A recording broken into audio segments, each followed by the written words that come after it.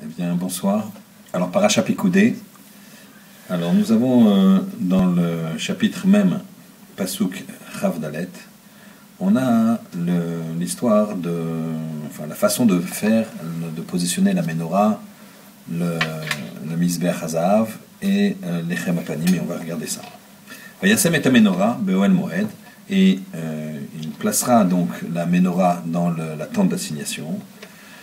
Nochach HaShulchan, en face de la table. Donc ici la table c'est l'Echem Apanim. Donc là où il y avait des pains, il y avait 6 pains. Il y avait 6 rangées avec 2 pains l'un en face de l'autre, ce qui faisait 12 pains. Donc la menorah était en face. Al Yerech HaMishkan, Negba, dans la position sud du Mishkan. Vayala Nerot. Ensuite on faisait monter les Nerot. Donc ça veut dire qu'on allumait les Nerot. Kasher Tziva Hashem et Moshe, comme Hashem il a ordonné à Moshe. Et ensuite, Vayasem et Mizbeach Hazav, il plaçait donc le Mizbeach Hazav, l'autel, Be'oel Moed, Lifna Parochet, devant, en face du Parochet, c'est ce rideau. Alors ici, on peut se demander, bon c'est très technique, c'est très intéressant, on peut se demander comment on peut l'appliquer de nos jours. Quel, entre guillemets, bien sûr, intérêt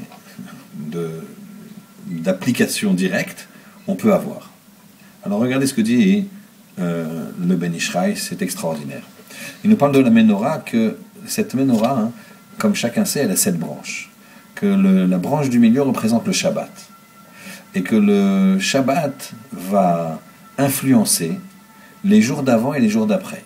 Comme chacun sait, quand on fait l'Avdala Motzi Shabbat, et que si jamais on a oublié, on a jusqu'à mardi, avant la nuit, pour faire l'Avdala. C'est-à-dire que les 3 premiers jours de la semaine sont connectés avec le Shabbat précédent.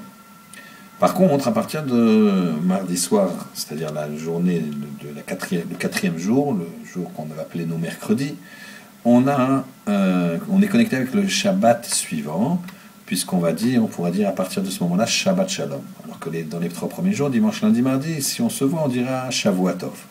Donc on voit que le Shabbat, cette branche qui est au milieu, elle influe sur les 3 jours d'avant et sur les 3 jours d'après. Alors il est très intéressant de noter que les mèches, elles étaient tournées vers cette tige centrale qui s'appelle Shabbat. C'est pour exprimer un petit peu les propos qu'on vient de dire. C'est-à-dire qu'elles étaient tous orientées vers la tige du milieu. Ensuite, quand on voit l'Echem Apanim ici, donc ils étaient par 2, donc bien sûr, ça va nous imager les chalot qu'on met Shabbat. Et ensuite, sur le Mizbeach Hazav, où on faisait des libations de vin, ça va nous imager le Kiddush. Donc ici, on voit un petit peu se dessiner la table de Shabbat.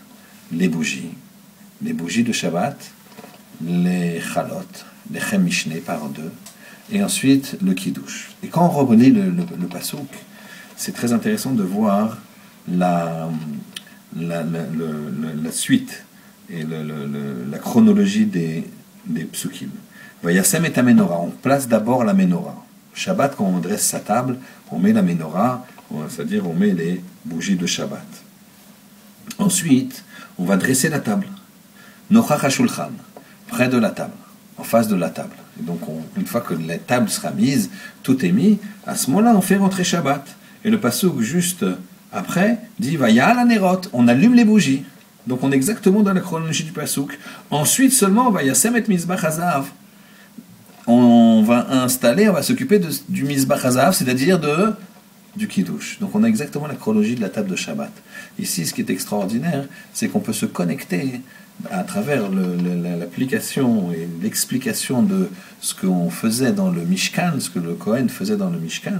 On voit que la table de Shabbat, c'est un mini-sanctuaire, que le père de famille, quand il fait Kiddush, c'est entre guillemets, un mini-Kohen, et qu'on a la source de Shabbat, qui est la source de toute bénédiction.